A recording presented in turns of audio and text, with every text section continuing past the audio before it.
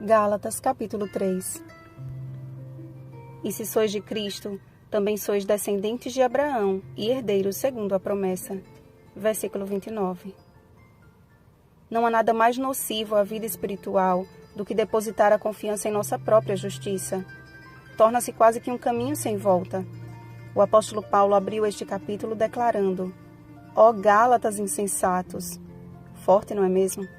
Mas necessário. Ao receberem o Evangelho de Cristo, eles também haviam recebido o Espírito Santo, e isto apenas crendo, sem que precisassem se valer de qualquer obra humana. Mediante a influência de alguns, porém, as igrejas da Galácia estavam sendo minadas pela doutrina da justificação por obras, o que descaracteriza totalmente a justificação pela fé. Ao destacar a experiência de Abraão, Paulo lhes mostrou que a referência dada pelo Antigo Testamento ao descendente abraâmico não se tratava de Isaque, mas do próprio Cristo.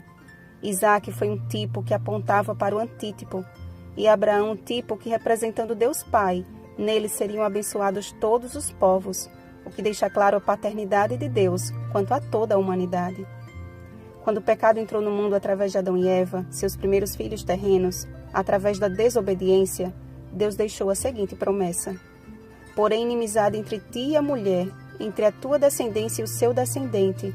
Este te ferirá a cabeça, e tu lhe ferirás o calcanhar. Gênesis 3,15. Em profecia, mulher significa igreja, ou seja, Satanás ficaria irado contra o povo de Deus e colocaria muitos povos contra o descendente da mulher, que é Cristo. Mas a cruz, que o inimigo pensava ser uma vitória, foi a sua eterna derrota. Satanás apenas lhe causou uma ferida no calcanhar, enquanto Jesus esmagou a cabeça da antiga serpente, que se chama Diabo e Satanás, de uma vez por todas. Apocalipse 12:9. Por isso que Paulo estava tão perplexo diante da insensatez dos Gálatas. A exata compreensão acerca do plano da redenção deveria ser suficiente para que não fossem enredados pelas mesmas teorias que dantes acreditavam.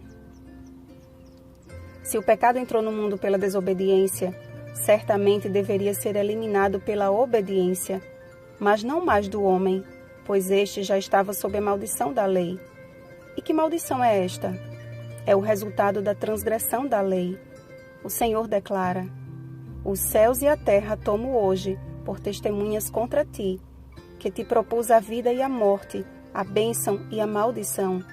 Escolhe, pois, a vida para que vivas, tu e a tua descendência, amando o Senhor teu Deus, dando ouvidos à sua voz e apegando-te a Ele, pois disto depende a tua vida e a tua longevidade, para que habites na terra que o Senhor, sob juramento, prometeu dar a teus pais, Abraão, Isaque e Jacó.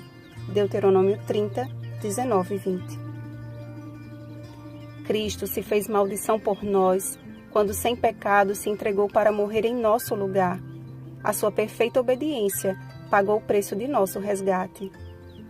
Nas palavras anteriores dadas por Deus a Moisés, nos é apresentado o caminho para Canaã celestial.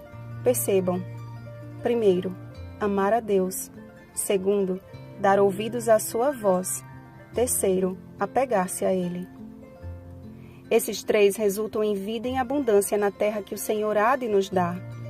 Se amarmos a Deus, daremos ouvidos à sua voz e o buscaremos cada dia mais, experimentando a sua boa, agradável e perfeita vontade.